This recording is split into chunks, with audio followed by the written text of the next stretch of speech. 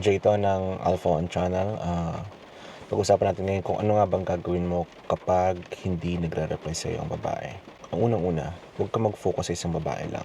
Try mong mag-text, manligaw sa iba't ibang babae. Kapag nag-focus ka kasi sa isang babae, tapos hindi siya nagre-reply sa'yo, so ma-anxious ka, gusto mong tanongin siya, ba't hindi ka nagre-reply? O atat na atat ka mag-reply siya sa'yo kasi nakafocus ka lang sa isang babae.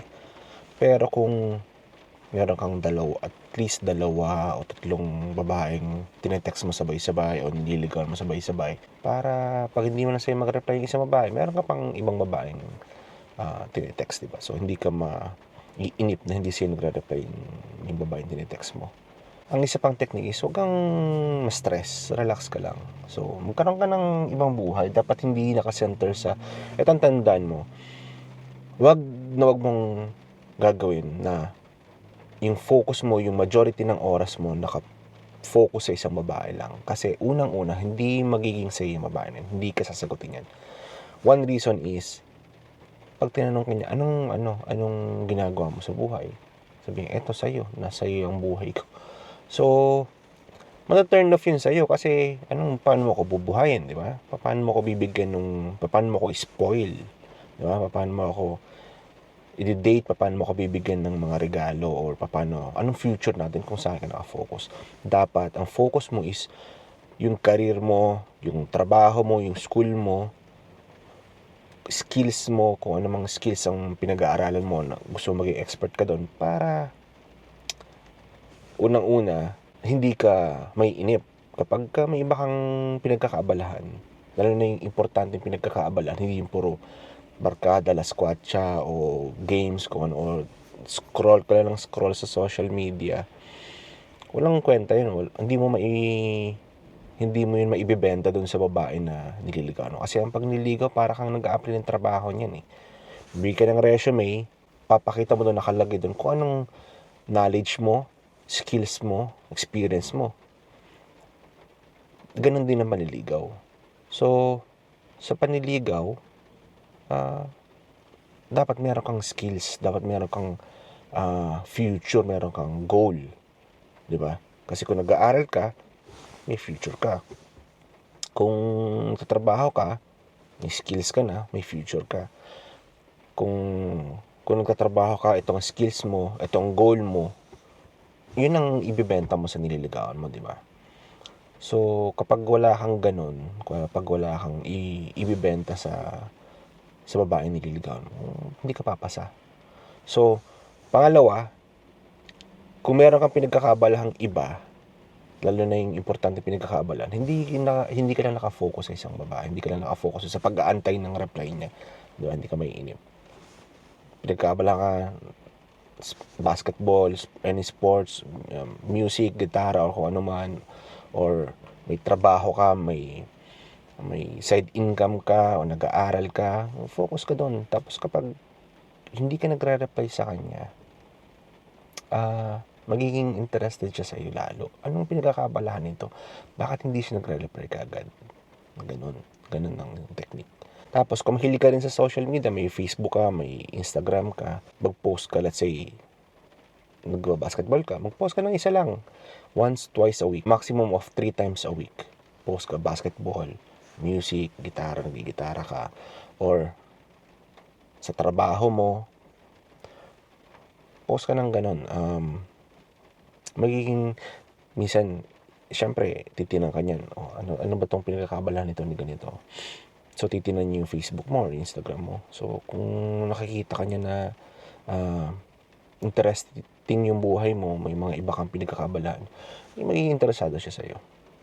At saka, let's say, ang isa pang maganda nun, let's say, may kakilala ka na, may friend ka dun sa Facebook or Instagram na may kakilala din na hanapan kita ng boyfriend, o hanapan kita ng kadate, o ito si ganito, tingnan mo yung Facebook o Instagram niya. Pagka maganda yung post mo, may post ka lang na nagigitara ka o nagda-drums ka or may sports ka. So kapag may kakilala na naghahanap ng date, o papakita yung Facebook mo, so may chance ka na O sige, i-set mo ka ng date sa kanya, di ba?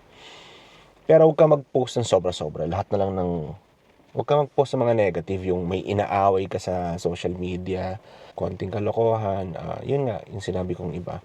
Yun ang mga ganun lang ipopost mo. At maximum of 3 times a week. Bihira lang, huwag kang laging ganun. Kasi pagka ang dami mong post sa social media, sabihin sa'yo nun, wala na itong ginawa kundi nasa social media. Lalo na sa lalaki. Bihira yung, dapat huwag tayo masyado sa social media. So, ang isa pang technique, huwag kang manligaw sa text. Gamitin mo ng konti lang yung pagte-text.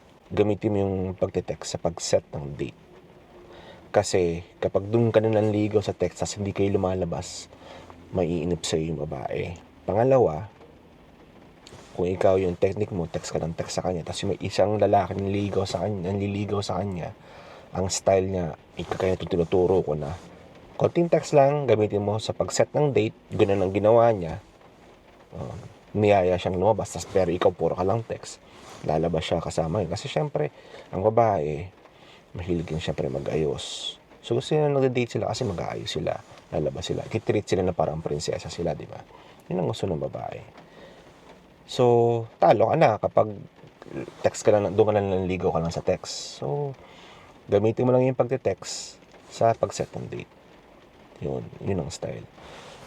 Huwag masyado mag-text. Masaka na kayo magkwentuhan dun sa date kapag nag-date na kayo. Tapos gamitin mo yung technique kung paano ka makipag-usap. Gamitin mo yung technique na tinuro ko naman previous videos ko. Kaya kung hindi ko pa napapanood yun, panoorin mo yung previous videos ko para matutunan mo yun. Ano mga dapat mong gawin at saka hindi gawin kapag kausap mong isang babae.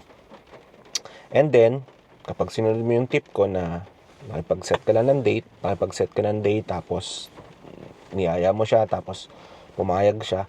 Kapag nagkita na kayo at nakita mong nag-ayos siya, kahit na simple lang, sabihin mo maganda siya, di ba?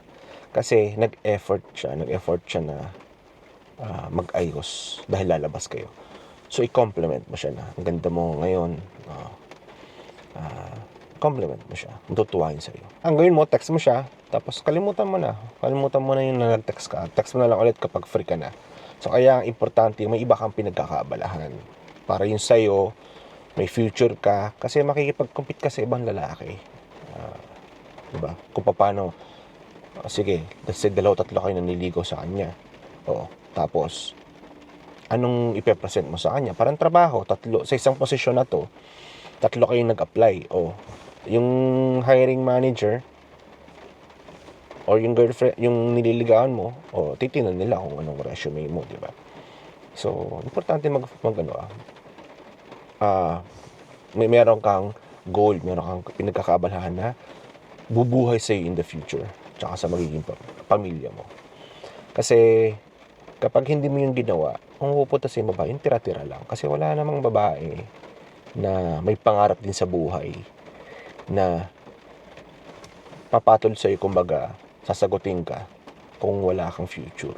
So, ang gusto nila is may future sila. Kapag hindi nag-reply sa'yo, huwag ka rin mangulit. Huwag kayong, hindi ka na nagre-reply, okay ka lang ba? May nasabi ba akong mali?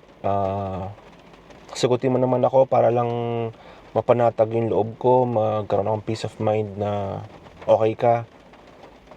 Turn off yun. Huwag mong gagawin yun. Meron akong katrabaho na meron siyang dinidate. Ang problema, text sa kanya, nasa trabaho siya.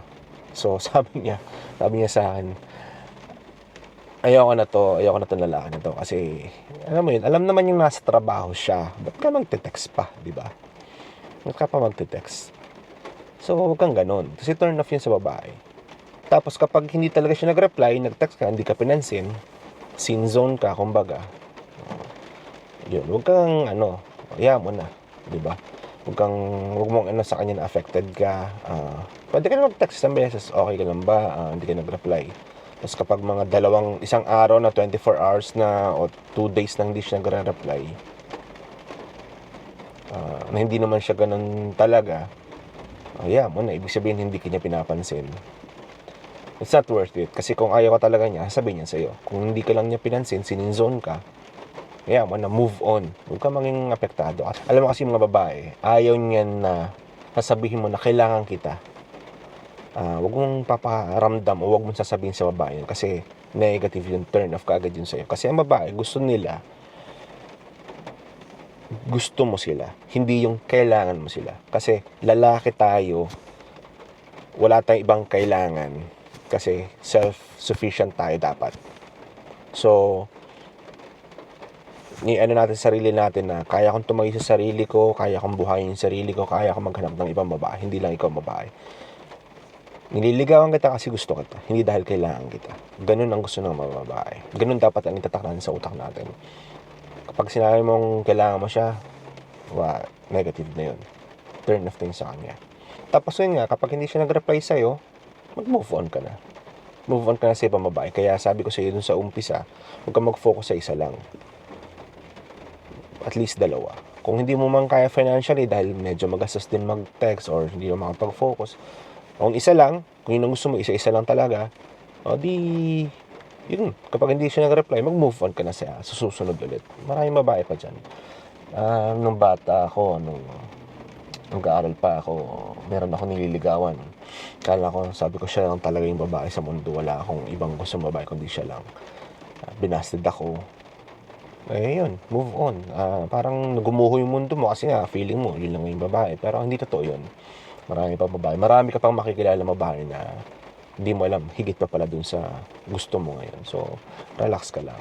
Iinom mo lang yan, o lumabas kayo mga kaibigan mo, o kalimutan mo na yan. Matutunan mo yung kung anong mga nangyari, charge to experience. Ganun tayo mga lalaki. Kailangan natin ma-experience ng marami para maging matalino tayo, maging malakas tayo emotionally at saka mentally. So, importante yan. Maganda yun, charge experience. So, move on sa susunod na babae. So, yun. Yun ang mga tips ko. So, kapag may tanong ka or may gusto kang i-share mo lang dito sa comment or kung gusto mo maggumawa. Kung ayaw mo pakilala, meron akong email or gumawa ka ng anonymous na YouTube account. Pwede ka mag-comment dyan or pwede ka magtanong sa akin. Tungkol sa panliligaw, tungkol sa pag-improve bilang lalaki, or kahit ano. So, please subscribe to my channel also.